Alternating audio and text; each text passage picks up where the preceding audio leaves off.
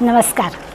आपण त्रिगुणांचा अभ्यास करतो आहे आणि त्या त्रिगुणांचा अभ्यास करताना आपण असं पाहत होतो की प्रत्येकच वेळी नाही, पण ज्या वेळेला जो गुण मोठा होतो बाकीचे दोन दडपले जातात. सत्वगुणी, रजोगुणी, तमोगुणी माणूस म्हणजे सत्वगुणी म्हणजे कायम तो सत्वगुणी असतो असं नाही, पण त्याचा सत्वगुण वरचढ असतो तेव्हा तमोगुण रजोगुण दबलेले असतात. रजोगुण वरचढ असतो तेव्हा सत्व आणि तम दबलेला असतो. तमो वरचढ असतं तेव्हा सत्व रज दबलेले असतात. असं आपण 14व्या अध्यायातल्या 10व्या श्लोकापर्यंत पाहत होतो की एक गुण वरचढ आणि बाकीचे दोन दडपलेले असतात. त्यानंतर मग आपल्याला सत्वगुणाचं वर्णन करताना भगवंतांनी एका श्लोकामध्ये सांगून टाकलं की सर्वद्वारेषु देहेस्मिन् प्रकाश उपजायते. सर्वद्वार म्हणजे त्याची जी सगळी इंद्रिय आहेत ना सत्वगुणी माणसाची, ती सगळी इंद्रियांच्या द्वारा जणू काही प्रकाश, चैतन्य, विवेकशक्तीच निर्माण होते. असा तो सत्वगुणी माणूस असतो. आणि त्याचं आपण माऊलींनी दिलेलं स्पष्टीकरण पाहत होतो. सगळ्या ओव्या आपल्या झाल्या नव्हत्या. 11वा श्लोक आहे आणि 11व्या श्लोकामध्ये गीतेच्या दृष्टीने फक्त आत्ता मी म्हटलं तसं झालं की हा जो सात्विक माणूस आहे, सत्वगुणी माणूस आहे, त्याचा सत्वगुण वाढल्याच्या काही खुणा, काही चिन्ह माऊलींनी आपल्याला सांगितले. आणि त्या चिन्हांचा विचार केला तर आपल्या लक्षात येईल. ज्या काही ओव्यांचा आपण अभ्यास मागच्या वेळेस केला तेव्हा आपण असं पाहिलं की तो गैर काही बोलत नाही, गैर काही वागत नाही, म्हणजे त्याच्या डोळ्यांना गैर काही दिसतच नाही. आता याचा अर्थ चांगलं आणि वाईट त्याला कळत नाही अशातला भाग नाही, परंतु त्यातलं नेमकं काय घ्यायचं असाच तो विचार करतो. आणि त्यामुळे मग त्याच्या ह्या सात्विक गुणांचा सर्व इंद्रियांच्या द्वारा जणू काही प्रकाश पडतो असं माऊली आपल्याला वर्णन करून सांगतायत. उरलेल्या ओव्या आज आपण घेणार आहोत, पण हा आपल्या अंगी पण हा सत्वगुण यावा यासाठीचा पण या खुणांचा उपयोग आपल्याला करून घ्यायचा आहे की सगळ्या ह्या दृश्य जगामधल्या ज्या गोष्टी आपल्याला सतत अनुभवायला लागतात त्यातलं फक्त चांगलंच कसं आपण घ्यायचं. आता ह्या सत्वगुणी माणसाला हे सगळं दृश्य जग जे मिश्रित आहे ते कळत नाही आहे का? आता कळतं आहे, तो बुद्धिमान आहे, विचारी आहे, विवेकी आहे, परंतु त्याचं जे आचरण आहे, त्याच्या ज्या खुणा आहेत त्या खुणा माऊलीने आपल्याला सांगितल्यात की ज्ञानम उपजायते, प्रकाशम उपजायते, म्हणजे त्याचं दिसणं, समजणं, त्याची कृती, या सगळ्या ज्या गोष्टी आहेत ह्याच्यातून तो सत्वगुणच दिसतो. आता ना हे बोलणं सोपं आहे, पण आपण काही उदाहरणं घ्या. मला आता अभ्यास करता करता नाथांचं उदाहरण आपण नेहमीच घेतो, पण त्या नाथांच्या शांतीब्रह्माचा किंवा सात्विक गुणाचा उपयोग कसा झाला तर ज्या वेळेला शेकडो वेळा तो यवन अंगावर थुंकला आणि ते परत परत शांतपणानं स्नान करून येत होते. क्षणभर आपण उदाहरण देताना असंही देतो की समाज कसा असं हे करतो आहे, इतकं कसं सहन करतो आहे, त्या यवनाला शिक्षा का नाही केली, किंवा या जागी जर समर्थ असते तर त्यांनी काय केलं असतं, असे निरनिराळे विचार या शांतीब्रह्मांच्या म्हणजे नाथांच्या कृतीनंतर आपल्या मनात यायला लागतात. आता असं जेव्हा आपण विचार करतो त्यावेळेला तो गुण आपला वरचढ असतो म्हणून असे विचार आपल्या मनात येतात. पण नाथ सत्वगुणीच आहेत आणि म्हणून नाथांच्या त्या कृतीचा परिणाम काय झाला तर त्या शांत राहण्याचा किंवा त्या सहनशीलतेचा, त्या तितिक्षेचा परिणाम असा झाला की तो यवन पाया पडला, त्याच्यात परिवर्तन झालं. सत्वगुणी माणसांच्या सहवासात आलेल्या म्हणजे आपण संतच म्हणूया, संतांच्या सहवासात आलेल्या माणसांच्या तसा बदल होतो. आता याच्याऐवजी एक 2-5 ज्या घटना घडल्यावर एखादा रागावला असता, चिडला असता, हाणामारी झाली असती तर काय घडलं असतं तर तो जो यवन असं कृती करत होता, वाईट गोष्ट करत होता, त्याच्यात परिवर्तन झालं नसतं. शांतीब्रह्म नाथांच्या या कृतीने त्याच्यात परिवर्तन झालं. आणखीन काही उदाहरणं आपण याच्यासाठी समजून घेण्याचा प्रयत्न करण्यासाठी घेऊया, कारण शेवटी मोठ्यांची उदाहरणं घेतली तरच हा सत्वगुण आपल्याला कळेल.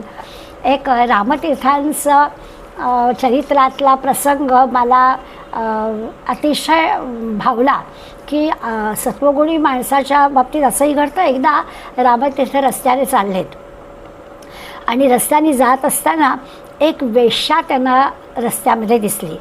काळोख आहे, उशीर झालेला आहे, रात्रीची वेळ आहे, पण ती वेश्या दिसली मात्र इतकी ती सुंदर होती, इतकी सुंदर होती की तिच्याकडे रामतीर्थ पाहतच राहिले, पाहतच राहिले. आता खरं तर तिला हे असं रामतीर्थ आपल्याकडे पाहतायत हे की तिला खरी म्हणजे पटणारी गोष्ट नव्हती. बराच वेळ ते तिच्याकडे पाहत होते आणि हे संन्यासी आहेत, ती एक वेश्या आहे, त्यामुळे तिला ही गोष्ट पण खटकली होती की ते का आपल्याकडे असे पाहत आहेत.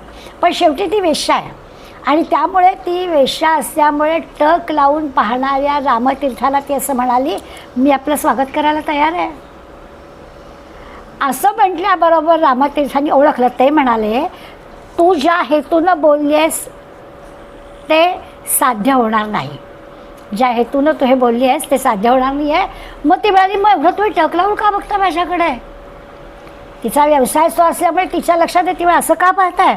तेव्हा ते म्हणाले, हो मी तुझ्याकडे पाहतो आहे ते ईश्वराच्या अलौकिक शक्तीचं स्वरूप म्हणून पाहतो आहे की इतकं अलौकिक सौंदर्य तुला ईश्वराने बहाल केलेलं आहे. तो जो ईश्वराचा आविष्कार आहे तो मी टक लावून पाहतो आहे. हे जे पाहणं आहे ना, सौंदर्याच्या उपभोगासाठी ते नाही आहे. त्या पाहण्यामध्ये हा उपभोग नाही आहे, उपभोगाचा विकारसुद्धा या ठिकाणी निर्माण झालेला नाही आहे. इतकं मन सात्विक आहे. रामतीर्थांचं मन किती सात्विक आहे तर त्यांना त्या सौंदर्याच्या मागचा उपभोग मनात सुद्धा आला नाही. उलट ईश्वराने हे सौंदर्य कसं काय निर्माण केलं हा भाव मनात आला. आता आपल्याला सत्वगुणी माणसाची दृष्टी किंवा त्याची इंद्रिय सगळी सर्वद्वारेषु म्हटलं आहे, सगळ्या इंद्रियांच्या द्वारामार्फत त्याचा सत्वगुण दिसतो असं म्हटलेलं आहे. रामकृष्ण परमहंसांचे केशवचंद्र सेन म्हणून एक मित्र होते. खरं तर रामकृष्ण परमहंस ते अत्यंत आस्तिक, देवीला मानणारे, आणि हे जे केशवचंद्र सेन होते ते नास्तिक होते. पण दोघांची मैत्री होती. एक दिवस असं झालं की ते रामकृष्णांकडे आले आणि रामकृष्णांना देव नाही असं ते पटवून द्यायला लागले. आता खरं तर रामकृष्णांना हे पटणं कसं शक्य होतं? ते कालीमातेशी बोलू शकायचं इतकं त्यांचं भगवंता म्हणजे कालीमातेवर प्रेम होतं, त्यामुळे ते देव मानणारे होते. पण तरी देखील केशवचंद्र सेनानी एक एक मुद्दा असा काही सांगायला सुरुवात केली की तो मुद्दा पटू जर 5-10 मिनटं केशवचंद्र बोलले की लगेच रामकृष्ण त्यांना म्हणायचे, अरे वा तुम्ही किती छान बोलता, तुम्ही किती सुंदर मुद्दे मांडता, अतिशय सुंदर बोलताय, असं ते त्यांच्या केशवचंद्रांची खूप मोठी स्तुती करायचे. मग केशवचंद्राला आणखीन चेव यायचा. मग ते आणखीन आपली सगळी प्रगल्भता वक्तृत्व सगळं लावायचे आणि कसा देव नाही असं परत परत त्या रामकृष्णाचं अनेक मंडळी पण ऐकायला तिथे होते. आणि खरोखरच केशवचंद्र सेन अतिशय सुंदर पद्धतीनं देव नाहीच या जगामध्ये अशा पद्धतीनं आपली मतं मांडायला सुरुवात केली. पुन्हा 5-10 मिनटं झाले की परत रामकृष्ण म्हणायचे, खरोखर किती छान बोलता हो तुम्ही, किती छान समजावून देता. आणि मग अखेरीस केशवचंद्र सेन त्याला म्हणाले की मग कळलं ना तुम्हाला आता ईश्वर नाही आहे याबद्दल खात्री झाली ना तुमची? तेव्हा रामकृष्ण त्यांना म्हणाले की नाही नाही नाही तसं नाही, उलट देवाबद्दलची खात्री माझी आणखीन शतपटीनं वाढली. तेव्हा ते म्हणाले म्हणजे? तर ते म्हणाले, इतकं सुंदर बोलण्याची, इतकी वक्तृत्व कला, इतके मुद्देसूद एखादी गोष्ट मांडण्याची शक्ती ईश्वराशिवाय तुम्हाला कोण देणार? ही मला पक्की खात्री पटली. नाहीतर मला नसतं का अभ्यासाने जर हे मिळवता आलं असतं तर मला नसतं का मिळवता आलं हे वक्तृत्व किंवा इतकी प्रगल्भता? तर ह्याच्या मागे किती ईश्वराची शक्ती आहे. ईश्वराने तुम्हाला हा मुद्दा पटवून देण्यासाठी किती प्रगल्भता दिलेली आहे. आता हे असं बोलल्यानंतर आपल्याला ही जी काही म्हणजे संतांच्या जीवनामध्ये या ज्या अशा गोष्टी आपण पाहतो ना त्या त्यांची सर्वद्वारे सगळी इंद्रिय या अशामध्ये जे बोलू नये ते बोलणार नाही, जे ऐकू नये ते ऐकणार नाही असं सगळं वर्णन केलं आहे. आणि त्याच्या आधारे त्यांनी म्हटलं की पाहण्या म्हणजे दुसरा काय म्हणेल याच्याबद्दल त्यांचा विचार नसतो, त्यांना जे पटलेलं असतं ते किती योग्य पद्धतीनं सांगतात. ऐकणारी अनेक मंडळी तिथे होती. या दोघांचा जो संवाद चालला होता तो, आणि केशव सेन बोलत आहेत, रामकृष्ण परमहंस ऐकत आहेत, हे सगळे जणं पण ऐकत आहेत. आता असं आहे की इतरांच्या ऐकण्यात आणि रामकृष्णांच्या ऐकण्यामध्ये फरक आहे. रामकृष्ण पण ऐकतात आणि बाकीचे पण मंडळी ऐकतात. जसं पु ल देशपांडे म्हणायचे, आता इलेक्शनचा काळ आला आहे तर पु ल म्हणायचे की ज्या सभेला जाऊ ना त्या सभेतला वक्ता काय मुद्दे मांडतो, मला अतिशय आता अगदी यांनाच मत द्यायचं असं हे होतं. कारण इतकी प्रगल्भता, एवढं वक्तृत्व, आपले मुद्दे मांडण्याची सगळं हे सगळं त्यांच्याजवळ असतं. तर तसं सगळं रामकृष्णांनी ऐकून घेतलं होतं. पण ह्या दोन मंडळींच्या ऐकण्यातला फरक आपण लक्षात घेऊया. दोघांच्या संवादातून सामान्यांना काय वाटेल, तर दोघंही बुद्धिमान आहेत असं सामान्य म्हणते, की रामकृष्ण पण बुद्धिमान, की ते देव आहे याच्याबद्दल बोलू शकतात, आणि हे पण बुद्धिमान कारण देव नाही असं पण त्यांनी बोललं आहे. खरोखर विचार दोघांचे चांगले आहेत, वक्तृत्व दोघांचं चांगलं आहे. म्हणजे सामान्य माणूस याच्यामध्ये निष्कर्ष नाही काढू शकणार, निर्णय देऊ नाही शकणार, असं त्याचं मत होईल की दोन्ही हो बाबा, ज्याला जे पटलं ते त्यांनी घ्यावं. आपण जेव्हा अशा प्रकारची दोन्ही वक्तव्य ऐकतो ना, त्यावेळेला आपण असं म्हणतो की ठीक आहे बाबा, ज्याला जे पटतं आहे ते त्यांनी घ्यावं. रामकृष्ण पण चांगले आणि त्यांची मतं ती त्यांच्याजवळ, त्यांच्या दृष्टी त्यांची पण चांगली, आपल्याला जे काही पटतं ते आपण घ्यायचं की असं म्हणते. पण रामकृष्णांनी असं सांगितल्यावर परिणाम काय झाला, तो केशवसेन हे केशवचंद्र सेन हे रामकृष्णांपुढे नमले. आणि जेव्हा रामकृष्ण त्याला असं म्हणाले की हो, की हे एवढी प्रगल्भता, एवढी विद्वत्ता, एवढं वक्तृत्व, एवढी मुद्देसूद मांडणी ही केवळ अभ्यासाने नाही जमणार, ईश्वराशिवाय हे होणंच शक्य, इतकं चांगल्या गोष्टी ईश्वराची शक्ती मिळाल्याशिवाय होणार नाहीत असं म्हटल्यावर त्यांच्यावर परिणाम झाला आणि ते देव मानायला लागले. मुद्दा काय, सात्विक माणूस त्याच्या आचरणाने परिवर्तन करू शकतो, बदल घडवू शकतो असं आपल्याला दिसेल. म्हणजे आता जसं मगाच्या उदाहरणात आपण पाहिलं की खरंच तिच्यामध्ये बदल झाला, की तिच्या लक्षात आलं की असं कसं होईल.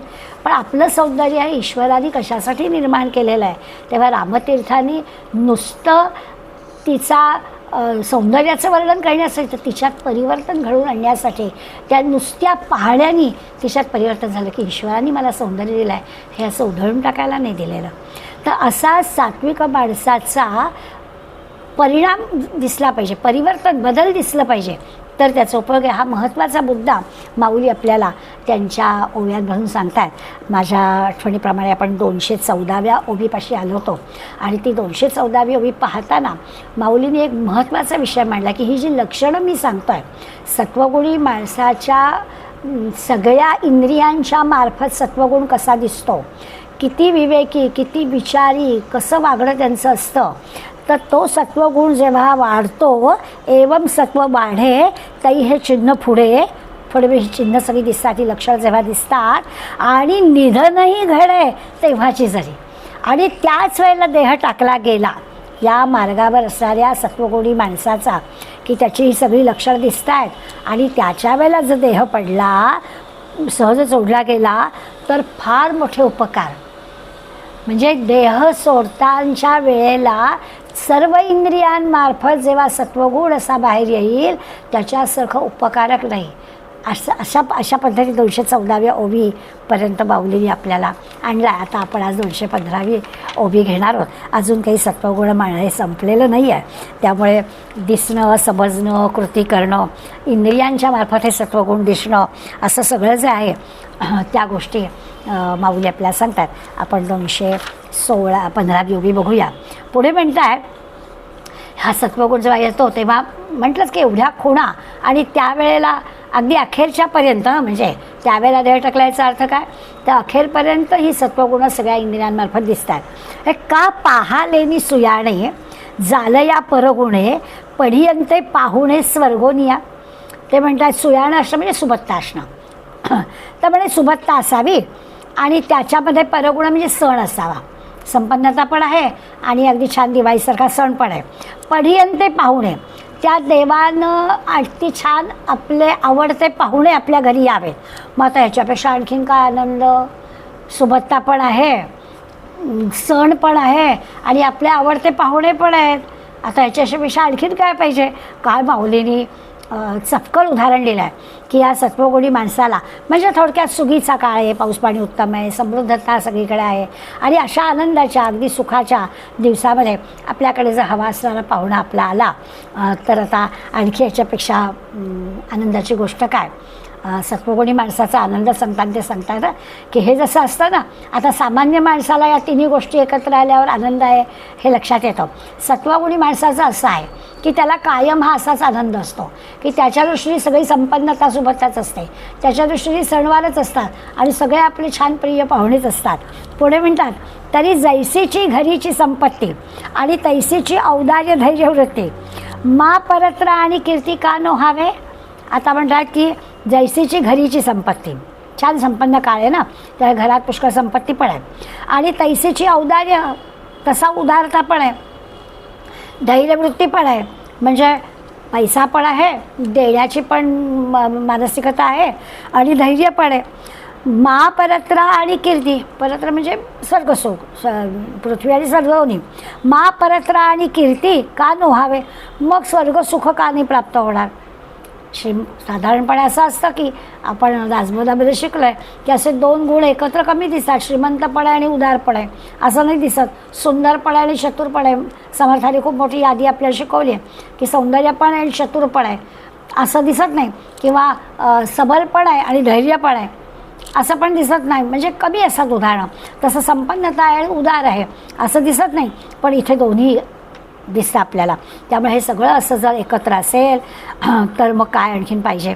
तर मग ह्याच्यापेक्षा आणखीन आनंदाची गोष्ट ती काय, म्हणजे सत्वगुणाचं खुणा ज्या आहेत त्याचं महत्त्व माऊली आपल्याला पटवून देतात. तर हे एवढं सगळं असल्यावर स्वाभाविकच कीर्ती होणारच. कीर्ती म्हणजे परत्रा आणि कीर्ती, स्वर्गसुख पण आहे आणि मग स्वाभाविकच कीर्ती पण मिळेल, म्हणजे त्याला योग्यच आहे एकमेकाला गोष्ट. मग गोमटया तया जावळी असे धनंजया तेवी सत्वी जाणे देहा के अथिगा. ते म्हणतात अर्जुना, जावळी म्हणजे जोड असणं. ते म्हणतात की अरे त्या दुसरं आणखीन वेगळं काय असायला हवं, म्हणजे सत्वगुणा जावळी म्हणजे जोड जी मिळालेली आहे, तर दुसरं आणखीन काय सत्वगुण आहे. सत्वगुणाच्या वाढीमध्ये देह टाकले, तेवी सत्वी जाणे देहा के अथिगा, अन्यत्र कुठे जाणार. म्हणजे सत्वगुणी माणसांनी देह टाकला की त्याला स्वर्गसुखाचाच आनंद मिळणार, तो आणखीन जाणार कुठं दुसरीकडे, दुसरी जागाच नाही आहे. मग गोमटया तया जावळी असे धनंजया तेवी सत्वी जाणे देहा के अथिगा, आणखीन कुठं तो जाणार. त्याच्यासारखं दुसरं असं कुठलं कल्याणाची जागा आहे. तर इतकं सगळं छान असल्यावर स्वाभाविकच स्वर्गसुखच त्याला प्राप्त असतं. सत्वगुणाच्या वाढीमध्ये जर त्यांनी देह टाकला, सत्वी जाणे देहा, तर दुसरं काय, भाग्याला त्याच्या आणखीन काही उपमाच द्यायची आवश्यकता नाही आहे. खरोखरच हा सगळ्यात आनंदाचा भाग आहे. म्हणजे आधी सत्वगुणाची लक्षणं माऊलींनी आपल्याला सांगितली, आणि अशी सत्वगुणाची लक्षणं असणाऱ्या माणसाच्या अखेरीला त्याला स्वर्गसुखच प्राप्त होणार आहे. खरं तर पृथ्वीवरच त्याला स्वर्गसुख प्राप्त होणार आहे. आता जशी आपण उदाहरणं पाहिली की त्यांच्यामुळे परिवर्तन जर घडणार असेल तर याच्यासारखा आणि आनंदाचा भाग काय.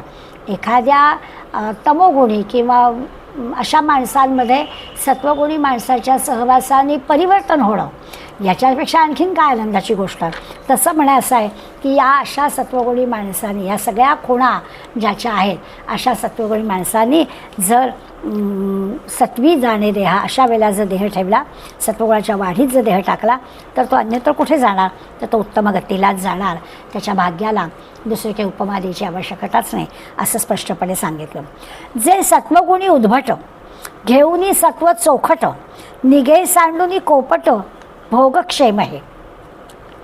पुढे म्हणतात स्वगुणी उद्भट, म्हणजे आधी गुणवान आहेच आणि वाढते गुण आहेत बरं का. उद्भट म्हणजे सहज गुण जे आहेत ते आहेतच, पण ते वाढते गुण, उत्तम गुण आहेत.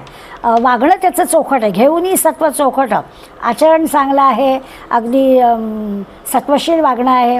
निगे सांडूनी कोपट भोगक्षेम आहे. आणि मग म्हणतात की जे काही शरीर म्हटलं की ते सुखदुःखाचं आलं ना, तर ते शरीर सोडून जाताना तो जो सत्वगुण आहे, शुद्ध सत्वगुणच आहे, तो घेऊन जातो. आणि मग असा ह्या सत्वगुणाचा इतका उत्कर्ष आहे, उद्भट आहे, इतकं ते वाढलेलं आहे की मग विषयभोगांसाठी असलेला देह तो सोडून देतो. खरा देह म्हणजे काय तर विषयांचा भोग घेणं त्या देहाला आहे, पण त्याला त्याची काही गरज नाही, त्या विषयांमध्ये तो अडकतच नाही, त्याला कशाची कमतरता नाही आहे, त्यांनी त्याचं कल्याण साधून घेतलेलं आहे. असं सात्विक वृत्ती वाढणाऱ्या सत्वगुणी माणसाचं जे आहे त्याचं असं घडतं. अवचटे ऐसा जो जाये तो सत्वाचाची नवा होये, किंबहुना जन्मला आहे ज्ञानी माझे. योगायोगाचा भाग असेल, पण सध्या आपला 6व्या अध्यायाचा पण अभ्यास चालला आहे आणि आत्ता 14व्या अध्यायाचा चालला आहे. 6व्या अध्यायात पण भगवंतांनी सांगितलं की असा जो सत्वगुणी माणूस आहे, अर्जुनाने प्रश्नच विचारला की ह्या अशा माणसाचा जो कोणी म्हणजे त्यांनी अध्यात्मज्ञान किंवा आत्मज्ञानाचा विचार करताना म्हटलं की ही सगळी शक्ती प्राप्त व्हायच्या आधीच त्यांनी देह टाकला, तर मग त्याच्या या सगळ्या अभ्यासाचं काय, जो अभ्यास पूर्ण झाला नाही, आधीच देह गेला, तर काय करायचं. तर भगवंतांनी त्याला स्पष्ट सांगितलं आहे की काही काळजी करण्याचं कारण नाही आहे. पुढला जो जन्म आहे त्याला आधी सांगितलं शुचीनाम श्रीमताम गेहे, त्याला उत्तम पवित्र अगदी उत्तम संस्कारित अशा घरामध्ये जन्म येईल. आणि लगेचच्या श्लोकामध्ये भगवंतांनी अर्जुनाला सांगितलं की चांगल्या कुळात, म्हणजे देह टाकला की मग त्याला स्वर्गात वगैरे पण जाण्याची आवश्यकता नाही होणार, तर लगेच तो चांगल्या कुळात जन्माला येईल. असं जे 6व्या अध्यायात आपण पाहिलेलं आहे पूर्वी, त्याची आपल्याला इथे आठवण होईल की सत्वगुणी माणसांनी देह सोडून देतो तेव्हा त्याला काही कमतरता पडत त्याचं कल्याणच होतं, असं स्पष्टपणे सांगितलं आहे. अवचटे ऐसा जो जाये तो सत्वाचाची नवा होये, किंबहुना जन्मला आहे ज्ञानी माझे. अगदी तीच गोष्ट इथे माऊली सांगतायत की तो जर समजा मृत्यू पावला, अवचटे म्हणजे अकस्मात गेला, तर सत्वाचाची नवा आहे, तर तो पुन्हा सत्वस्वरूपाचीच मूर्ती होऊन या जन्माला येतो. म्हणजे त्याचा आधीच्या जन्मातला जो सत्वगुण आहे तो शून्यावर नाही जात, तर तो सत्वगुण घेऊनच नवीन जन्म घेतो आहे.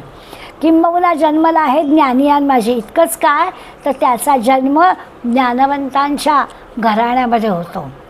जे 6व्या अध्यायात जे पूर्वी सांगून झालेलं आहे ते 14व्या अध्यायात माऊली अधिक स्पष्ट करून आपल्याला सांगतात. गीतेच्या त्या श्लोकामध्ये फक्त एवढंच सांगितलं की सर्व इंद्रियांच्या मार्फत त्याचा सत्वगुण दिसतो. माऊली त्याचं स्पष्टीकरण देताना आपल्याला त्या 6व्या अध्यायाची आठवण होईल असं देत आहेत की खरोखर काय होतं त्याचं.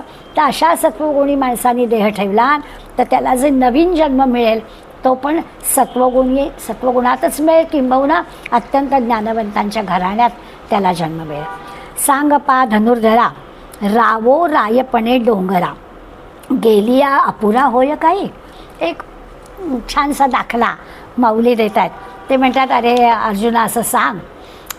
काय सांगायचं, तर म्हणाले असं पहा की राजा जो आहे तो राजसिंहासनावर असताना जसा राजा होता तसाच म्हणे तो जरी डोंगरावर जाऊन बसला तरी तिथेही तो राजाच असतो, तो काही वेगळा नसतो, असं ते आपल्याला सांगतात. ते म्हणजे सांग पा धनुधरा रावो रायपणे डोंगरा. राज्य करणारा जो राजा आहे त्याचं जे पद आहे तो कुठे आहे ह्याला काही बरोबर. तो जरी अगदी डोंगरावर असला तरी त्याचं काही राजे पण कमी होत नाही काही, तिथेही तो राजाच असतो. राजवाड्यातच फक्त राजा आणि बाहेर तो नाही असं काही म्हणायचं कारण नाही. तो सगळीकडे राजाच आहे. अगदी डोंगर निर्मनुष्य आहे तरी देखील तो राजाच आहे. आणि जेव्हा तो राजधानीमध्ये आहे सगळ्या जनतेच्या ह्याच्यात आहे तेव्हा देखील तो राजाच आहे. म्हणजे त्याच्या राजेपणामध्ये कुठे कमी नाही. हे उदाहरण देतात सात्विक सत्वगुणी माणसासाठी की सत्वगुणी माणसाचं जे सामर्थ्य आहे त्याच्यात उडेपणा कुठे येत नाही. त्याचं सामर्थ्य आहे म्हणजे आहेच, त्याचं ते सामर्थ्य स्वयंभू आहे. आता आधीच्या ओवीमध्ये जे माऊलीने आपल्याला सांगितलं की तो सत्वगुण घेऊनच येतो पुढल्या जन्मामध्ये, तर आपल्याला असं लक्षात येईल की खरंच आहे की ह्या सत्वगुणांची आधीच्या जन्मामध्ये अभ्यास झालेला आहे. चिन्मयानंदांनी छान उत्तर दिलं आहे की असं जेव्हा असतं तेव्हा आधीच्या जन्मात अभ्यास केलेला असतो, आत्ता रिव्हिजन असते. तसं आहे की आधीच्या जन्मात सगळं झालेलं आहे. ना तरी येथीचा दिवा, आणखीन एक उदाहरण दिलं. ना तरी येथीचा दिवा नेलिया सेजिया गावा, तो तेथे तरी पांडवा दीपची की. आणखीन अर्जुना इथे दिवा लावला काय आणि तो दिवा शेजारच्या गावात नेऊन लावला काय, तिथे तो दिवाच आहे. शेजीच्या गावात दुसऱ्या शेजारच्या गावात नेला म्हणजे त्याचं प्रकाश देण्याचं सामर्थ्य काय तिथे कमी होणार आहे आणि इथे ते जास्त असणार आहे असं काही नाही. सामर्थ्य हे अंगीभूतच आहे. तसंच या सत्वगुणी माणसाचं आहे, त्याचं सामर्थ्य अंगीभूत आहे. तैसी ते सत्वशुद्धी आगळी ज्ञानेसी वृद्धी तरंगावो लागली बुद्धी विवेकावरी. आता ह्या 222व्या ओळीमध्ये माऊलीने आपल्याला सांगितलं, हा जो सत्वगुण आहे तो ज्ञानासह आहे. हां, आगळी ज्ञानेसी वृद्धी, म्हणजे त्या सत्वगुणामुळे ज्ञानवृद्धी पावतात. ज्ञानासह म्हणजे तो सत्वगुण पण वृद्धी वाढतोच आणि त्या सत्वगुणामुळे ज्ञानही वाढतं. ज्ञानासह वर्तमान, सत्वगुणी माणसाचं ज्ञानही वाढतं आणि त्या ज्ञानामुळे सत्वगुण पण वाढतो. त्याची त्याची जी बुद्धी आहे ती बुद्धी तरंगावे लागे बुद्धी विवेकावरी. विवेकामध्ये, विचारांमध्ये त्याची बुद्धी जणू काही तरंगू लागते, पोहू लागते. आता याचा अर्थ काय? विवेकावर पोहू लागते म्हणजे काय? इतकी सहजता आहे त्याच्या वागण्या बोलण्यामध्ये, त्याला वेगळं काही करावं लागत नाही. म्हणजे एक देह सोडून दुसऱ्या देहात गेला आहे, कारण सत्वगुणी माणसाच्या ह्या सगळ्या खुणा असताना त्यांनी देह टाकला तर पुढल्या देहामध्ये हे सगळे सत्वगुण तो घेऊन येतो असं म्हटलं आहे. त्यामुळे सत्वगुणी जो जीव आहे तो एक देह सोडून दुसऱ्या देहात गेला तरी त्याच्यामध्ये काही कमी होत नाही. उलट अंगीभूत असणारे त्याचे जे गुण आहेत ते अधिक वृद्धिंगत होतात. ही जे सत्वगुणाची हे जे काही पवित्रता, निर्मलता आहे त्याची एक वेगळीच वाढ होते असं त्यांनी म्हटलं आहे. आणि पुन्हा आता ही जी काही ज्ञानाची आणि सत्वगुणाची, आणि त्याच्यात ते म्हटलं की त्याची जी बुद्धी आहे ती विवेकावर तरंगू लागते. आता तरंगणं ही जी गोष्ट आहे ना, तरंगणं म्हणजे त्याच्यात सहजता आहे. पोहावं लागणं आणि तरंगणं म्हणजे त्याला काही करायचं नाही, आपोआपच घडणार आहे, तसं ह्याचं होतं. हा जो सत्वगुण आहे त्याचं विवेक विचारावर त्याची बुद्धी तरंगू लागते. त्या बुद्धीला काही त्रास घ्यावा लागत नाही, आपोआपच त्याची बुद्धी सत्वगुणाकडे जातच असते. आता याचा अर्थ काय? तर या सत्वगुणी माणसाला सार, असा, चांगलं, वाईट, शाश्वत, अशाश्वत, श्रेयस, प्रेयस या सगळ्या गोष्टी कळत नाही आहेत का? सगळं त्याला कळतं आहे. त्याला आपल्या काय सगळ्यांच्या हिताचं, अनहिताचं ह्या पण गोष्टी त्याला कळत आहेत. चांगलं काय, वाईट काय हे पण त्याला सगळं कळतं आहे. आणि त्या विवेकाच्या विचारांच्या जोरावर तो आपोआप चांगल्या गोष्टींची निवड करतो, फक्त आपल्यासाठी नाही, सगळ्यांसाठी. म्हणून त्याला म्हटलं आहे त्यांनी की तो काय होतं तर त्याची तरंगते बुद्धी, तरंगण्या इतकी सहजता त्याच्या बुद्धीला असते की सहजपणे तो करतो. आणि ते आता ही सगळी आध्यात्मिक भाषेत बोलायचं झालं तर परतत्वाकडे जाणारी बुद्धी आहे, त्यामुळे त्या बुद्धीची झेप ही अशी आहे. त्यामुळे महदादी परिपाठी विचारूनी शेवटी आणि विचारात सकट पोटी जिरो निजाय. आता हे जे महदादी म्हटलं आहे, महदादी परिपाठी म्हणजे महत्त्वाधिकांपासून आणि जो काही क्रम आहे, परिपाठ म्हणजे क्रम, त्या क्रमाचा विचार केला तर काय होईल तर त्या विचाराच्या ठिकाणी, विचारात सकट पोटी म्हणजे विचाराच्या तळाशी जाऊन त्याच्या सह तो विरून जातो. आता पण थोडा आपण या ओवीचा अर्थ समजून घेऊया. महदादी परिपाठी विचारूनी शेवटी विचारात सकट पोटी जिरोनी जाय म्हणजे काय? तर ही ना या जीवाला फार मोठी संधी मिळालेली असते. आधीच्या सत्वगुणाचा हे आलेलाच असतो, त्यामुळे पुन्हा सत्वगुण वाढीस लागलेला आहे आणि म्हणून त्याला फार मोठी संधी मिळालेली आहे. मग त्याला काय होतं की त्याला ना चांगल्या म्हणजे ज्ञानी माणसांच्या घरात जन्माला आलो आधी सांगूनच झालं आहे, त्यामुळे अशा संतांच्या, ज्ञानी माणसांची संगत त्याला लाभते. आणि मग अशी संगत लाभल्यावर स्वाभाविकच त्याची वाढ होणं अगदी सहजच हे आहे. त्या महत्त्वापासून जे म्हटलं आहे की सगळ्या महत्त्वाच्या सगळ्या अंगोपांगाचा, विकारांचा या सत्वगुणी माणसामध्ये आपोआपच ते म्हणतात की त्या सगळ्या गोष्टी त्याला आपोआपच मिळतात. आपल्याला त्याचं माऊलीनी एका ओवीमध्ये सगळं स्पष्ट केलं. आता आपण 14व्या अध्यायापर्यंत आलो आहे, त्यामुळे माऊलीला माहिती आहे की आधीच्या ह्याच्यात कोणते कोणते विषय झाले. म्हणून ते काय म्हणतात, 36 37 24 25 तिन्ही निरोनी स्वभावे चतुर्थते. आता ही आकडेमोड आपल्याला लगेच कळेल बरं का. माऊली सांगतायत ते, माऊली म्हणतात 36 37 36 तत्व वेदांमध्ये सांगितलेली 36 तत्व. आपण जाऊया, आपण त्याची ओळख पूर्वी करून घेतलेली आहे, त्यामुळे आपल्याला हे पण करता येईल. त्या 36 तत्व सांगितली आहेत, त्या तत्वापलीकडे असणारा हा सत्वगुणी 37. 36 37 असं म्हटलं आहे. हां, त्यामुळे आपल्याला कळेल की वेदांमध्ये सांगितलेल्या 36 तत्वांच्याही पलीकडे असणारा सत्वगुण. पुढे म्हटलं आहे 24 25. सांख्यांची 24 मतं सांगितली आणि मग सांख्यांच्या 24 मतांच्या पलीकडलं सत्वगुणी माणसाचं हे जे काही सांगितलेत खुणा आणि त्याचं या देहातून पुढल्या जन्मामध्ये त्याला मिळणाऱ्या गोष्टी आणि ते आपोआप सहजता त्याच्यामध्ये येणं, ज्ञानी माणसांच्या घरात जन्माला येणं, या सगळ्या ज्या गोष्टी सत्वगुणी माणसांच्या आपण पाहिल्या, हे असं गुणातीत होणंच आहे, ते पुढल्या ह्याच्यात येतच आहे. तर ते सुद्धा वेदांनी सांगितलेल्या, सांख्यांनी सांगितलेल्या तत्वांच्या पलीकडली गोष्ट आहे. आणि पुढे म्हणतात तिन्ही निरोनी स्वभावे चतुर्थच आहे आणि हेच 3 गुणांच्या पलीकडलं चौथं आहे.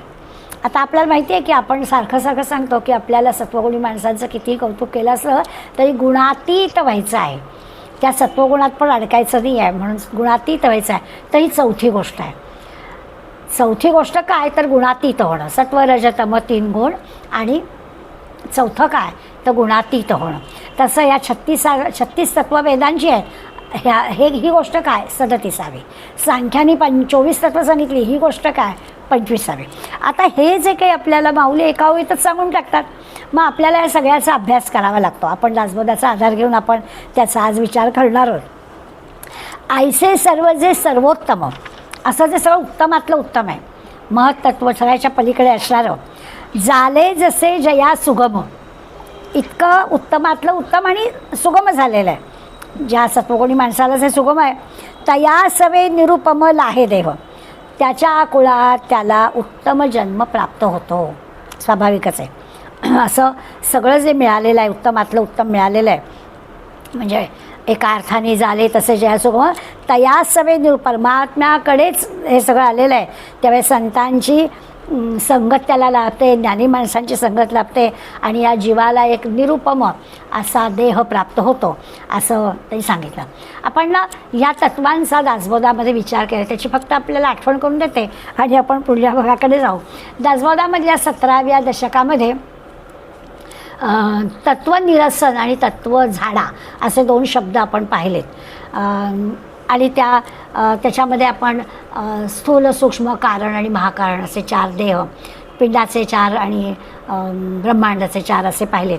आणि त्याची तत्व आपण काय, आपण त्यावेळेला 82 तत्वांचा, दासबोधामध्ये 82 तत्वांचा आपण विचार केला आहे. त्या तत्वांचा जर निराश केला, म्हणजे समर्थांनी आपल्याला या पद्धतीने की सूक्ष्म देहाची 25 तत्व आहेत, स्थूल देहाची 25 तत्व आहेत, पिंडातले 32 तत्व आहेत आणि ही एकूण जी 82 तत्व आहेत, या 82 तत्वाचा निराश केला. म्हणजे 82 तत्व म्हणजे जणू काही आपल्या शरीराचे सुटे भाग आहेत आणि आता त्या सगळ्या सुट्या भागांना स्वतंत्र स्वतःचं अस्तित्व नाही आहे. हे सगळेजण एकत्र येऊन देह आहे, पण त्या देहाचे हे 82 स्वतंत्र भाग आहेत. आता हे सगळं 82 तत्व एकत्र येऊन जे काही परब्रह्म आहे, ते परब्रह्माचं तत्व आहे.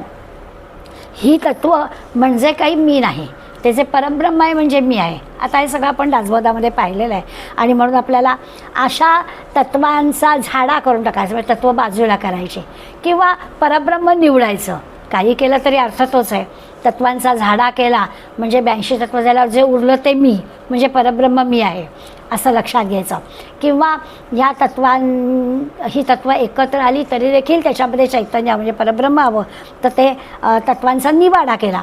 अर्थ शब्द वेगळे असते, ते अर्थ तोच आहे. आणि आपण स्थूल सूक्ष्म कारण आणि महाकारण असे जे पिंडाच्या 4 देहांचा विचार करतो, ते पण आपल्याला माहिती आहे की आपण जो हा देह आहे पंचमहाभूतांचा म्हणतो, तो स्थूल देह आहे आणि आपल्या वासनांचा जो देह आहे तो सूक्ष्म देह आहे. तो आपण पुढल्या जन्मात, म्हणजे आपण सत्वगुणाच्या लक्षणांचा अभ्यास करतो आहे, तर आपल्या लक्षात येईल की त्या वासना आपण पुढल्या जन्मामध्ये घेऊन येत असतो. कारण देह जो आहे तो अज्ञानाचा आहे आणि महाकारण देह आहे तो ज्ञानाचा आहे. असं 4 पिंडाच्या ह्याचा आपण अभ्यास केला आहे. तोच विचार माऊलींनी जरा एका ओवीत आपल्याला नुसतं स्मरण करून देण्यापुरता सांगितला की हे जे गुणातीत होणं आहे म्हणजे नेमकं काय. आता ही जी काही सत्वगुणी माणसाची खूण, सत्वगुणी माणसाचं नेमकं काय होतं आणि त्या सत्वगुणी माणसाच्या पुढल्या जन्मात पण ते सगळी गुण कसे येतात आणि ते म्हणजे एका अर्थाने परमात्म्याचे सोयरेच आहेत, अशा प्रकारचं सगळं वर्णन त्या सत्वगुणी माणसाचं केलं.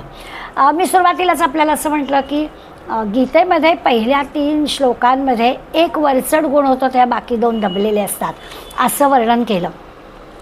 आणि मग मात्र एकेका गुणाचं वर्णन करून सत्वगुणी माणसाची लक्षणं माऊलींनी आपल्याला सांगितली. आणि ती लक्षणं आपण आत्ता सगळ्या इंद्रियांच्या मार्फत तो विवेकाने विचाराने कसं वागतो आणि त्याच्या या विचारांचा विवेकाच्यामुळे दुसऱ्या माणसामध्ये कसं परिवर्तन होतं हे आपण पाहिलं. आता पुढल्या याच्यामध्ये या सत्वगुणासारखा 2 बाकी रज आणि तमाचा पण विचार आपल्याला माऊली करायला लावणार आहेत. फक्त काय सत्वगुणाचा विचार सगळ्यात पहिल्यांदा केला, कारण आपल्याला त्याच्यासारखं करायचं आहे, म्हणून त्याच्यासारखं व्हावं असं आपल्याला प्रयत्न करायचा, त्याच्या खुणा आपल्याला माऊलीने सांगितल्या. आता असं आहे की हा सत्वगुण कधी कधी आहे आणि कधी कधी म्हणजे तो खरा कायमचा हवा. ह्या ज्या सगळ्या खुणा आपण आत्ता पाहिल्या त्या खुणांचा विचार केला तर कधीतरी सत्वगुण वरचढ होतो आणि मग रजतम खाली जातो, असं नाही चालणार. तर तो कायमस्वरूपी असायला हवा, यासाठीचं हे सगळं वर्णन आहे. पण आपलं कसं होतं, आपण की कायम रजोगुणी किंवा कायम तमोगुणी नसतोच की हो, आपल्याजवळ पण सत्वगुण असतो. आणि आत्ताच्या आपण ओव्या पाहिला त्याच्यात तर सत्वगुणाच्या पलीकडे जायचं आहे, आपल्याला गुणातीत व्हायचं आहे. 4था जो आहे तिथे आपल्याला जायचं आहे. पण त्या 4थ्याच्या जागी जाण्यापूर्वी निदान आपला सत्वगुण कायम राहील असा तरी आपला प्रयत्न असायला हवा. पण आपलं नेमकं काय होतं त्याचा विचार केला तर लगेच रज आणि तमाचं वर्णन भगवंतानी का केलं असेल, किंवा आता त्या रजोगुणाच्या ओव्याचा आपण अभ्यासू तेव्हा आपल्या लक्षात येणारच आहे पुढल्या श्लोकामध्ये. तर त्याचं कारण आपलं असं असतं की आपले अनुभव जरा वेगळे असतात. आपण कधी कधी म्हणतो की आज माझं ना अभ्यासात मनच लागलं नाही, आता अभ्यासात मनच लागलं नाही, किंवा एखाद दिवशी असं पण म्हणतो की आज अगदी छान अभ्यास झाला. जे की आपलं लक्ष लागलं नाही असू दे किंवा आपलं चांगलं झालेलं असू दे, याचा अर्थच असा आहे की त्या वेळेला तो गुण वरचढ असतो. आपलं लक्षच लागत नाही आहे याचा अर्थ मनात काहीतरी दुसरे विचार आहेत, त्यामुळे जे काम करतो आहे तिकडे आपलं लक्ष लागत नाही. आणि जे की असे दुसरे विचार, आता मग अशी सत्वगुणाचा अभ्यास करताना आपण ते सत्वगुणी विवेकी विचारी असं सारखं वर्णन ऐकलं आहे.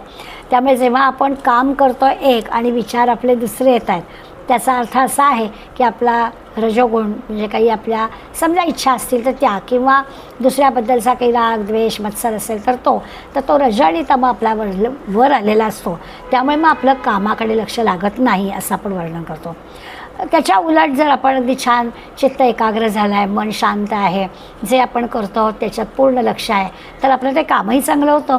तेव्हा असं समजायला हरकत नाही की तेव्हा आपला सत्वगुणवरती आहे. परंतु हे नेहमीसाठी व्हायला हवं आहे. मग जेव्हा नेहमीसाठी व्हायला काय करता येईल हा खरा म्हणजे मुद्दा, की नेहमीसाठी व्हावे. ज्या वेळेला रज आणि तम असे येतात आणि सत्वगुण विचाराखाली जातो त्या वेळेला आपल्याला काय करायला पाहिजे की आपल्याला तो रजतम बाजूला करता आला पाहिजे, हा प्रयत्न आपल्याला करायला हवा. आणि म्हणून असं असतं ना की व्यसनी माणसाचं असतं की ती वेळ झाली की तो बेचैन होतं. बाकी काही तो पुष्कळ चांगला. आता व्यसनी माणूसच कशाला, आपल्यासुद्धा छोट्या मोठ्या ज्या काही सवयी असतात, व्यसनचं जाऊन दे, आपल्या साईडे दुपारच्या चहाची सवय की ती वेळसुद्धा जाऊन चालत नाही, त्या वेळेला अगदी तो हवाच असं पुष्कळांचं असतं. मग ते जे आहे ना त्यावेळेला आपण समजायला पाहिजे की अरे हा जो सत्वगुणी आहे ना त्याचं असं कुठल्याही वस्तूपाशी होत नाही की असंच हवं आहे असं त्याचं होत नाही. त्यामुळे आपल्याला हळूहळू लक्षात येईल की आपला कुठल्या वेळेला कोणता गुण वरचढ होतो आहे, आपली आपण परीक्षा घेऊन ठरवू शकतो. सत्वगुण वाढला की आपल्याला कळतं की आपलं हे होत आहे चुकतं आहे बरं का, हे असं नाही होता कामा. म्हणजे 4ची चहाची वेळ आहे, ती जर मनात आलं की का आज 5 वाजता अजून चहा नाही, किंवा कोणाकडे आपण गेलो तर आपल्याला त्यांच्या वेळेप्रमाणे करावं लागतं. मग आपली जी काही बेचैनी होते ती जर झाली आणि ती जर आपण म्हटलं नाही असं नाही होता कामा, तर तेव्हा असं समजायचं की हां येस आपला सत्वगुण वरती आला आहे, म्हणजे आपण त्या चहाला रजतमाला वरचढ होऊ दिलेलं नाही आहे असं आपल्याला म्हणता येईल. किंवा थोडं कधी कधी आपल्याला असं होतं जेव्हा आपण असा विचार करतो का झालं, काय हरकत आहे, आपण सांगावं की आम्हाला हवं आहे, आपली काय एवढी मैत्री नाही की काय, असं काय आपण म्हणू शकत नाही की काय. असं जेव्हा विचार मनात येतो तेव्हा आपण समजायचं की हा रजोगुण आपला वाढला आहे. बारीक बारीक गोष्टींमध्ये आपण विचार करू शकतो.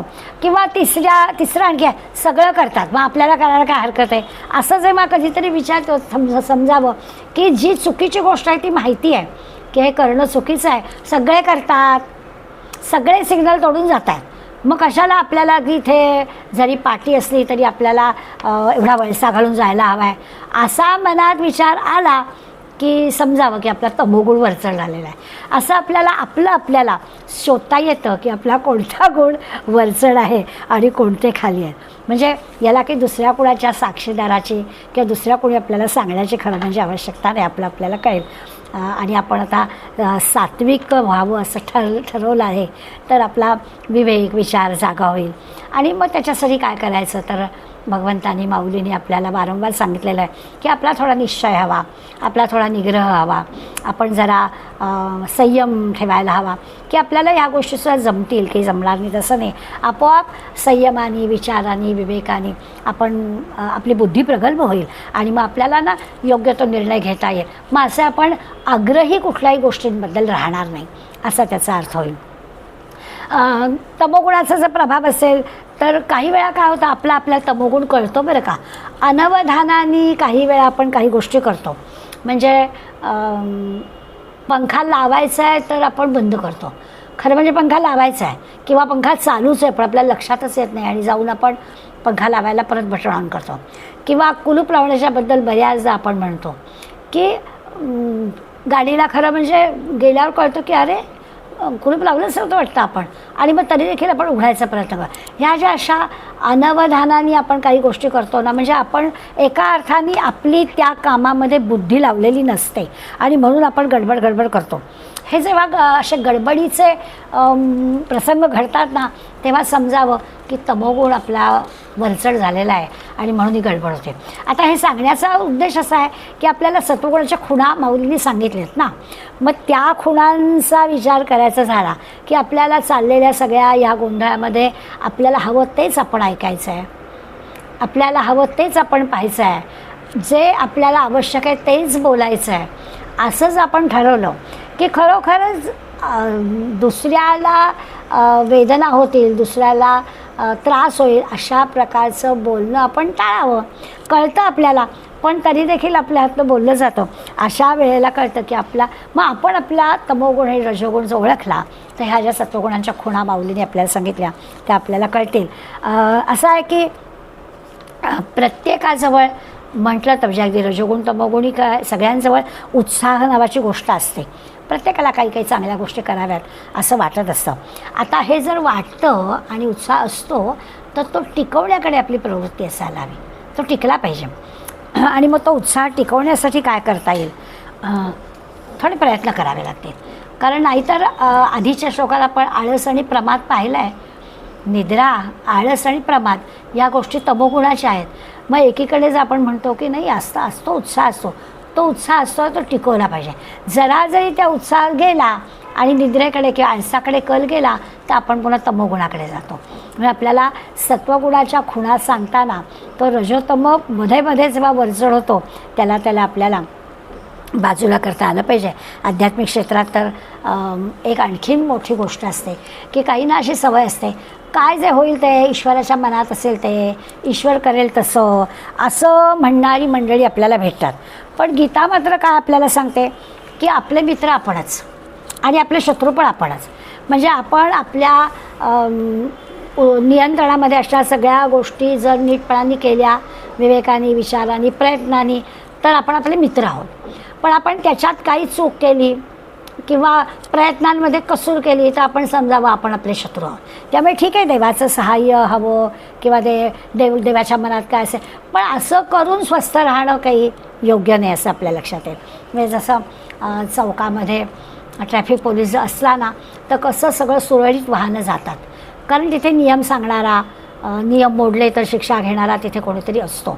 पण जेव्हा ट्रॅफिक पोलीस जागेवर नसतो तेव्हा जो तो आपल्या पद्धतीनं आपल्या घाईनं असतो. हल्ली आता जरा कमी झाला आहे, जिकडे तिकडे कॅमेरे लावलेले असतात म्हणे आणि मग गाडीचा नंबर डायरेक्टच तिथे जातो आणि काय जे काय दंड व्हायचा तो डायरेक्टच होतो असं ऐकून आहे मी.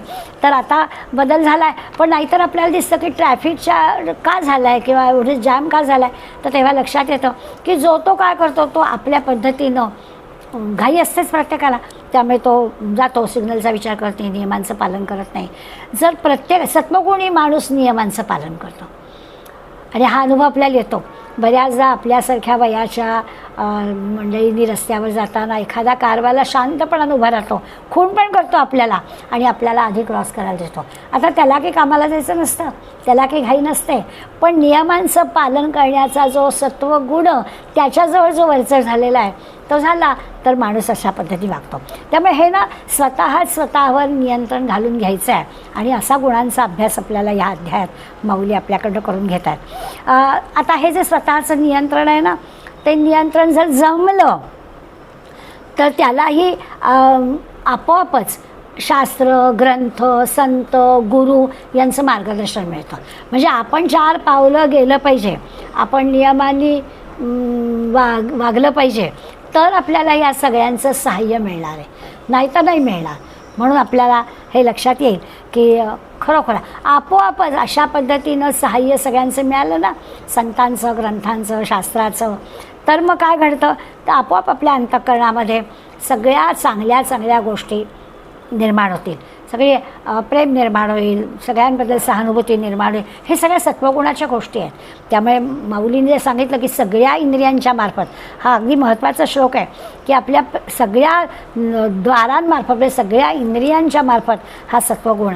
आता असं आहे का की फक्त संत मंडळी आहेत तेवढ्यांचीच ही सत्वगुणी मक्तेदारी आहे असं नाही. आम्हाला पण हे जमू शकेल हे सांगायचं आहे. म्हणजे सत्वगुण मुळात आहेच. जसं आपण आता 16व्या अध्यायाच्या वेळेला आपण पाहू की 36 गुणांची यादी जी भगवंत आपल्याला देणार आहे ते सगळे गुण सहज आहे, जन्माबरोबर आपल्याला भगवंतांनी दिलेले आहेत. जन्माला आल्यावर आपण त्या गुणांचा विचार करत नाही आणि त्या गुणांपासून जणू काही दूरच होतो असं होईल, पण मुळात आपल्याजवळ ते आहे. तसा हा सत्वगुण मुळात आपल्याजवळ आहे, परंतु तो आपण उपयोगाला आणत नाही, म्हणून आपले रजतम वरती जातात. मग आता असंच आहे तर आपण असा विचार करायला हवा की म्हणजे सत्वगुणी माणसाला इच्छाच नसते, त्याला काय असं नाही आहे, त्याला इच्छा नसते गोष्ट, अमुकच आहे खावं, त्याला वासना नाही आहे, त्याला चांगलं वाईट करताय मग अशी आपण पाहिलं तसं. त्यामुळे आपण जेव्हा या दृश्य जगामध्ये वावरताना मग आपल्याला अरे बापरे असं आहे का, तर असं नाही. ह्या सगळ्या गोष्टी चांगल्या वाईट, हिताच्या अहिताच्या हे सगळ्या आपल्याला दिसणारच आहेत, कळणारच आहेत. फक्त त्या स्वीकारताना आपण काय विचार करायचा एवढ्यापुरताच आपण हे लक्षात घेऊया. जे चांगलं आहे ते आपल्याला कळणारच आहे, पण होतं असं की जे चांगलं आहे तेच नेहमीसाठी आपल्याला मिळतंच असं नाही. आणि मग पुढे पुढे आपली गाडी कदाचित घसरायला लागते. म्हणजे 12व्या श्लोकामध्ये जे आपण आता पाहणार आहोत, पुढे आता रजोगुणाचा अभ्यास आपल्याला करायचा आहे. 12वा श्लोक आहे, लोभ हा प्रवृत्तीरारंभा कर्मणामशमस्पृहा रजस्येतानि जायन्ते विवृद्धे भरतर्षभ. आता हा भरतर्षभ म्हणजे अर्जुन.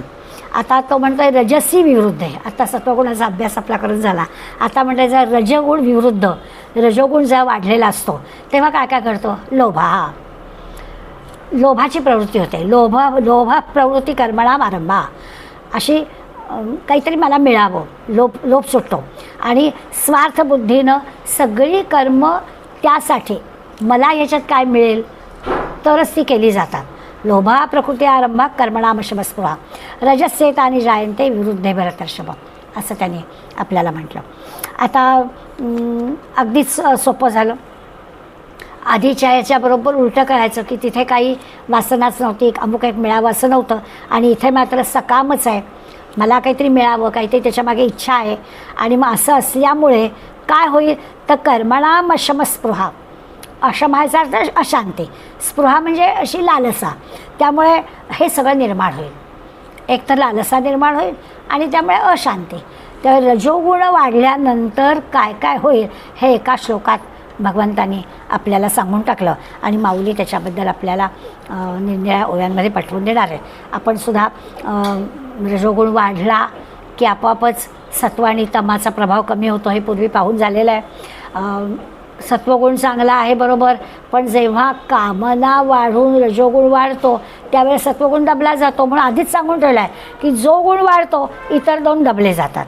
मग आता या श्लोकामध्ये 12व्याचा अभ्यास करताना आपल्याला कळलं की अरे अशा प्रकारे रजोगुण वाढलेला असेल तेव्हा मग तो सत्वगुण गेला कुठे, मग विवेक गेला कुठे, विचार गेला कुठे, ती बुद्धी गेली कुठे, तर ती दबली गेली. तेव्हा विवेक येतच नाही माणसाजवळ, विचार करताच येत नाही आणि सत्व आणि तम असे त्याचा प्रभाव कमी होऊन जातो. लोभ प्रवृत्ती वाढते स्वाभाविकच. हे सगळे या श्लोकात वर्णन केलेले हव्यास, लोभ, स्वार्थ हे सगळे बळावतात.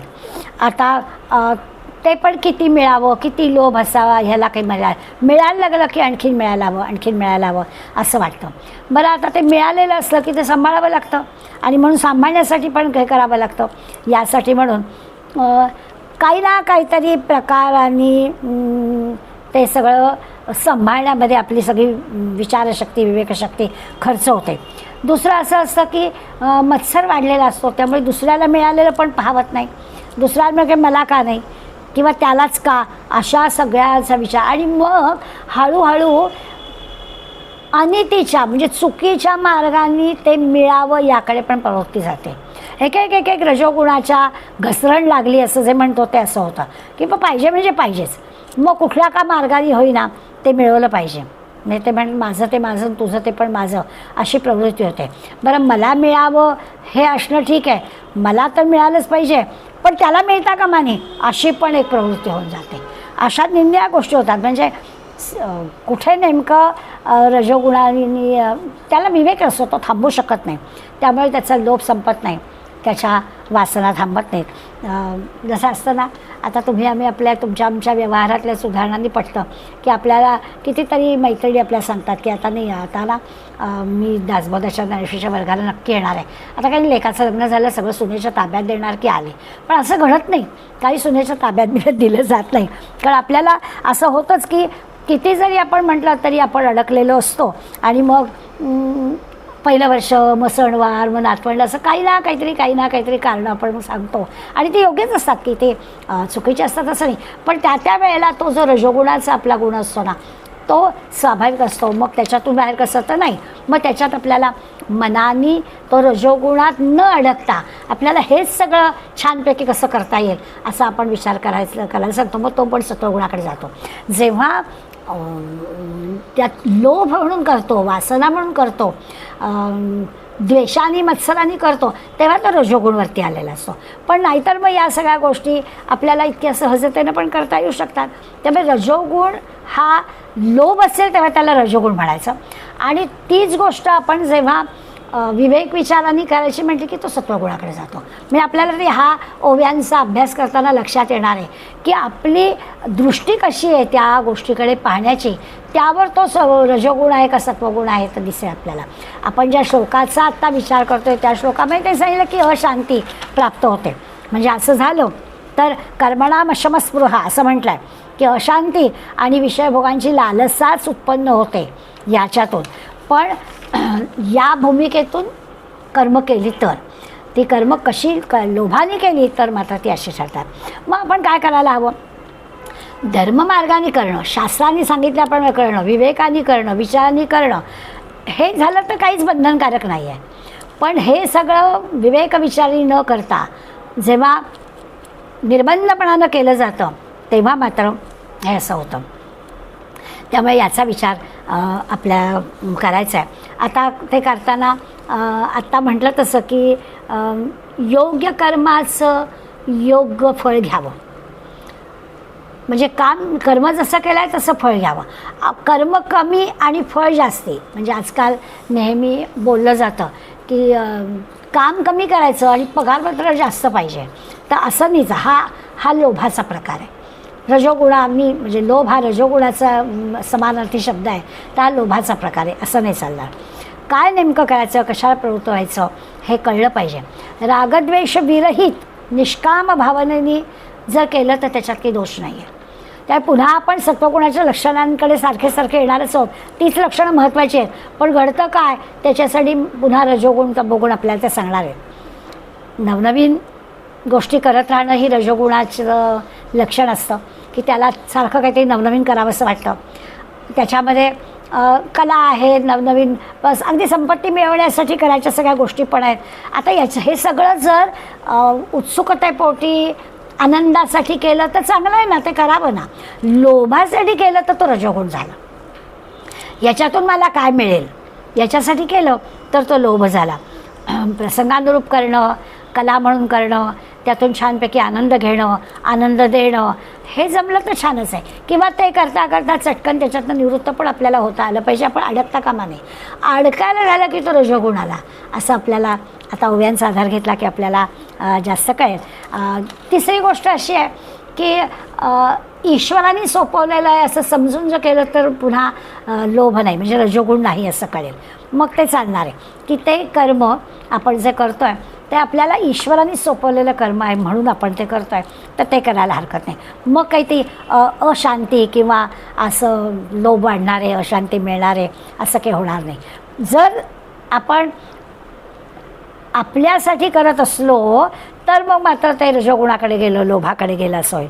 त्यामुळे कर्म तेच, पण त्या कर्माचा हेतू काय आहे तो जर लक्षात घेतला तर मग त्या कर्माचं रजोगुण आहे का ते सत्वगुणाकडे नेणारं कर्म आहे ते आपल्याला कळेल. जसं समाजसेवा आहे, तर ती समाजहितासाठी जर करत असलो तर ते सत्वगुणाकडे जाणार. की समाजाच्या कल्याणासाठी आपला वेळ, आपला पैसा, आपली बुद्धी आपण खर्च करतो आहे तर ती चांगली गोष्ट आहे. पण माझं नावलौकिक व्हावा, मला पुरस्कार मिळावेत अशा हेतूनं जर ती समाजसेवा करायला गेलं तर मग तो रजोगुण झाला असं आपल्या लक्षात येईल. त्यामुळे आपल्याला या रजोगुणाच्या ज्या माऊलींच्या ओव्या आहेत त्या पाहताना आपल्याला कळेल. आपण सुरुवात करूया. 219वी ओवी सुरुवात करून ठेवूया, कारण 219व्या ओव्यामध्ये फक्त आपण प्रवेश केला आहे तिकडे. 226व्या याची परी देख तम सत्व अधोमुख बैसोनी जे अगलिक धरी रज. म्हणजे आधीच्या 225व्या ओवीमध्ये उत्तमातला उत्तम सत्वगुणाचं वर्णन करून झालं आहे. असे सर्व जे सर्वोत्तम झाले असे जया सुगम तयासवे निरुपम लाहे देवा. असे उत्तमातलं उत्तम सगळं झालेलं आहे सांगून, आणि अशी त्या जीवाला चांगली दुसऱ्या जन्मात सुद्धा संगत लाभली असं पण म्हटलं आहे. आता म्हणाले आता त्याचप्रमाणे असं पहा, सत्वगुण झाला आहे सांगून. याची परी देख, त्याचप्रमाणे असं पहा. तम सत्व अधोमुख. जेव्हा तम आणि सत्व दबले जातात, अधोमुख होतात, बैसरी जे भाग आगळिक दरी रज, ते जेव्हा दबले जातात तेव्हा रजोगुण वृद्धिंगत होतो. आणि रजोगुण वृद्धी झाला की काय घडतं ते भगवंत आपल्याला सांगतो आहे. म्हणजे माऊली आपल्याला ओव्या सांगणार आहेत. त्या 227 ओवीपासून आपण पुढल्या शुक्रवारी त्याचा विचार करू. आज मात्र आपण सगळ्या इंद्रियांच्या मार्फत सत्वगुण कसा वाढीस लागतो त्याचा जो काही माऊलीने आपल्याला खुणा सांगितले त्या खुणा कधी कधी आपल्याला मिळतात आणि कधी कधी आपल्याला त्या दिसत नाहीत आपल्याशी. त्याचा आपण विचार करत राहू म्हणजे आपल्याला कळेल की अरे आपला रजतम केव्हा वरचढ होतो आणि मग त्यामुळे सत्व दबला जातो. मग तो सत्व वरचढ कसा होईल आणि तो वरचढच कसा राहील याचा अभ्यास आपल्याला माऊलीने करायला सांगितले. त्याचा आपण विचार करूया 227पासून पुढल्या शुक्रवारी बघू.